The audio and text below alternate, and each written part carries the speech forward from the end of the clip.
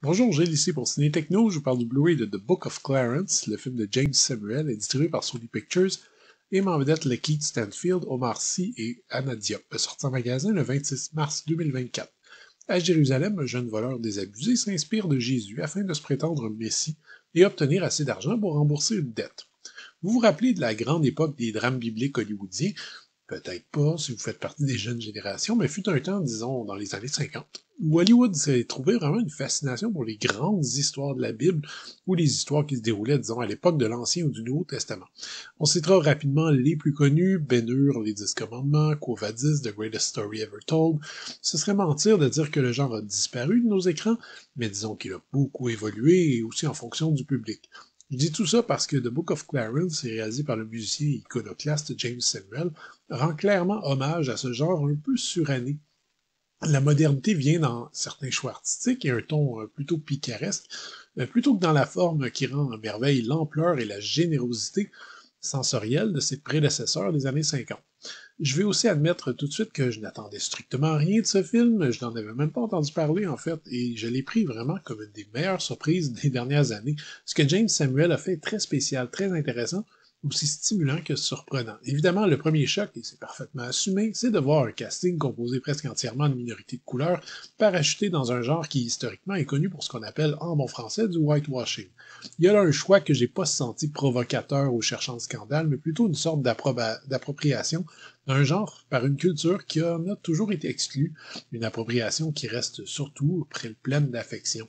The Book of Clarence est moderne dans sa narration, avec beaucoup d'action, des personnages hauts en couleur, des moments absolument hilarants, et une bande sonore résolument anachronique avec des morceaux de rap et de R&B qui étrangement élèvent vraiment le contenu et l'histoire.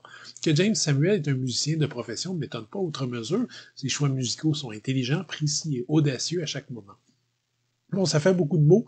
Tout ça pour dire que fondamentalement, derrière ces partis pris assez originaux, on retrouve finalement un film très simple, très chaleureux et surtout très humain. Il y a cette lumière surtout qui soutient tout le film et qui prend vraiment un peu plus de place vers la fin, dans un final qui délaisse la comédie des débuts, ce qui va sûrement rebuter certains. Mais à mon avis, si vous appréciez la démarche du réalisateur et sa sincérité, ce qui a clairement été mon cas, vous allez adorer du début à la toute fin. Le film est présenté en 2.39 panoramique et je dois redire encore une fois à quel point la mise en scène est splendide et les images magnifiques. Tout ça est bien mis en valeur par le format Blu-ray. Les pistes audio sont offertes en anglais et espagnol DTS HD 5.1, malheureusement pas de pistes françaises, avec sous-titres en anglais et espagnol et en français, coréen, mandarin et thaï.